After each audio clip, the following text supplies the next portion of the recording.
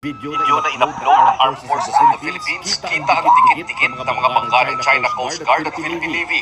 Rinig din ang sirena mula sa CCG na ayon sa AFP ay para mahirapan ang komunikasyon at palalain ang gulo at tensyon. Tinalihan din ng CCG ang ilang Region Hub inflatable boats ng Pilipinas. Nagkahinaan pa ng tali at nang makuha ito ng isang tauhan ng Pilipinas, pinalo ng isang tauhan ng CCG ang barko ng Pilipinas. Maya-maya pa, may sinungkit siyang bag mula sa barko ng Pilipinas. Sa isa pang video, tila nagbanta ang isang CCG gamit ang hawak niyang palakol. At kahit nasa gilid na ng BRP Sierra Madre ang inflatable boats ng Pilipinas, kinukuyog pa rin ang mga ito ng China Coast Guard. Ilang tauhan pa ng China ang nanakot at nanutok ng mga patalim at pamalo. Ang isa, tinusok pa ang isang rubber boat ng Pilipinas.